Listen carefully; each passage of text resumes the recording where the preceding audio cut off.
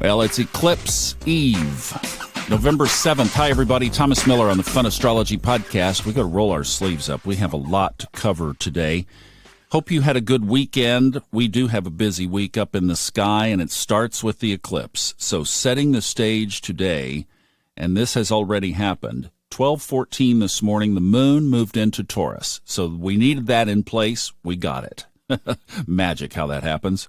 The other place setting at the table is Venus squaring Saturn. Well, that happened too. 2:30 this morning. Check that one off the list. So now from that square 2 position, we have Lord Karma overseeing this whole show. Now, it's always best to check online, check apps, whatever you have where you get your eclipse information. Timeanddate.com, spelled out time and date, is a good website. My Honeycomb Almanac says 6:02 a.m., and that is set to New York, New York. I have a reason for that. If I go on timeanddate.com, it says 5:59 a.m. All of these times that I'm mentioning are Eastern. That's the time zone that I live in, and that just seems to be the benchmark that works best here. So somewhere around 6 a.m. Eastern time is the maximum eclipse.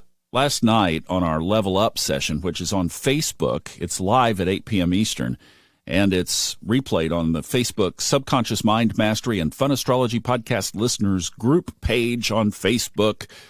And I guess I've had enough coffee for today if you get all of that out. It's also on the Fun Astrology YouTube channel. If you'd like to see the graphics on that, you could go to one of those 2 replays.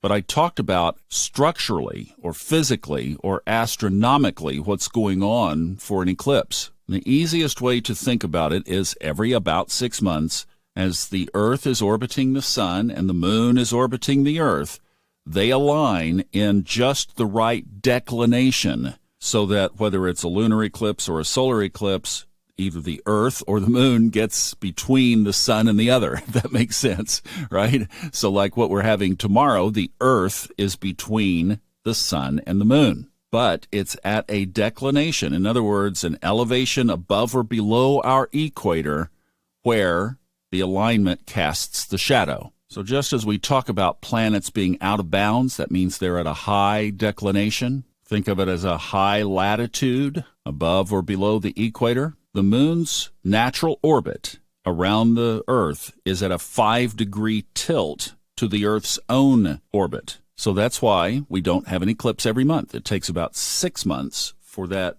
to come to the point of neutrality, basically zero, where the shadows cast. Now, it is one of those natural phenomenon, but when you think about it, it's just the moon moving up and down in its declination.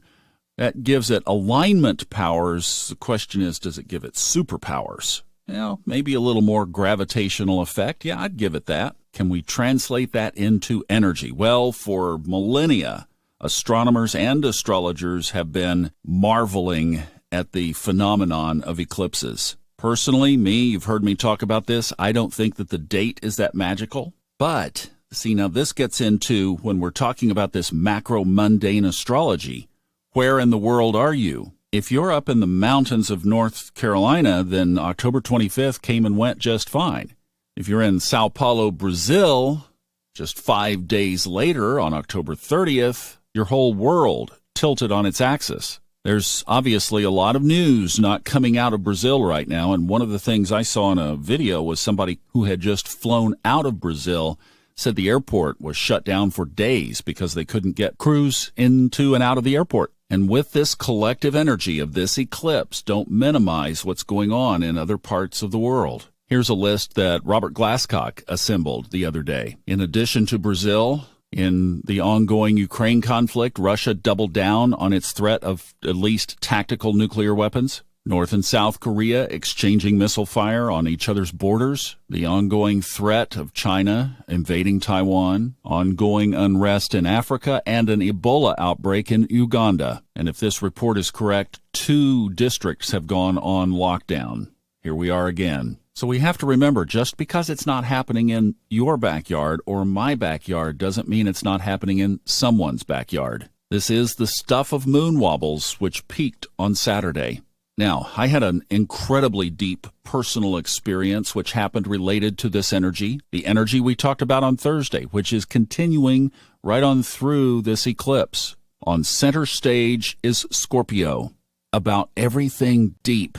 What came up for me just literally fulfilled my chart, if you will. I could tell this energy on Thursday. It is just as intense and passionate and deep as anything scorpionic. Watch the feminine side. You've got a feminine sign and a feminine planet right there, Venus. The South Node is mandating that we address deep issues from the past. Saturn is overseeing the whole process. Now, between today and tomorrow, the moon aligns with the North Node and Uranus at that magical mark of 16 degrees 1 minute, where the eclipse takes place. You know what's happening with me, and this is personal, but seems to be what's happening, is that you, listeners, several of you, have been reaching out to me with things that the universe has laid on your own hearts related to my own life. And what that makes me think is that this is about connection with others. It's about us helping each other right now. And to that end, we have folks on the funastrology.com website who can help you. We have 4 readers there, 3 astrology and 1 Akashic Records, and we're getting ready to broaden that out a couple more as the team continues to grow. Those are pass-through referrals, so pick the person who resonates to you if you'd like to get a reading and help understand this in your own chart, and then that will take you to their website, and you'll see any special offers, etc., that may apply. You know, I just wonder if with Pluto eventually moving into Aquarius over the next couple of years, that if this doesn't become kind of a dynamic where it is more about us helping each other and maybe even exchanging services rather than exchanging money. I don't know. But I do know that that's the energy going on right now, is definitely others helping others. So be sensitive to that, because you might get a message to be passed on to somebody. Have a great day. We'll be back on Eclipse Day tomorrow and follow it through the week. Sending you all kinds of love. Thank you for listening.